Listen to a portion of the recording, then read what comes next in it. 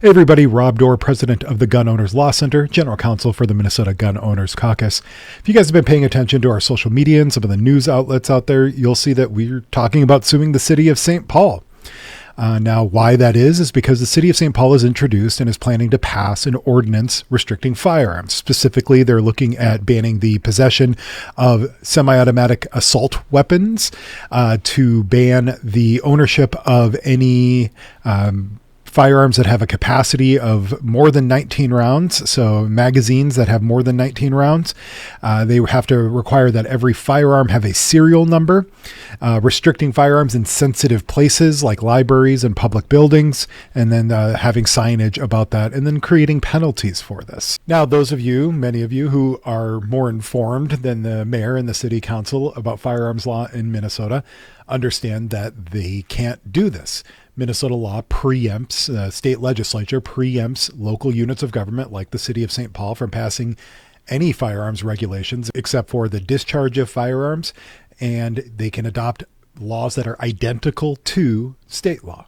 Now, the city attempts to get around the enforcement issue and the court challenge issue by saying it's not going to be enforced until this zombie provision that they have in there, until preemption is repealed or a law that is substantially similar is passed, even though the preemption statute requires a exact identical law, but I digress.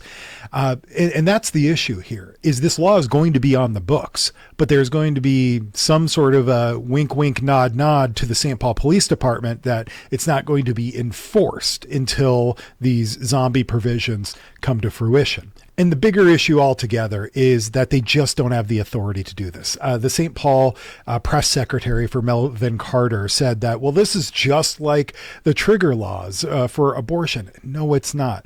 Those laws were passed legally under the authority of those state legislatures, passed through that legislative process, but the courts were enjoined due to the precedents of Roe versus Wade from enforcing those restrictions that were passed under those trigger laws. This is very different. The city only has the legislative authority that the state allows it to have. It can't exceed that. And they are acting beyond their legislative authority. So the ordinance is void ab initio from the start. Now, the city of St. Paul can, of course, stop doing what they're doing, follow the law, understand their authority, that they're not little kings and queens over their little fiefdom who can do whatever they want. They have to abide the Minnesota Constitution, and they have to abide state law. Unfortunately, it looks like they're not willing to do that. So we'll see them in court.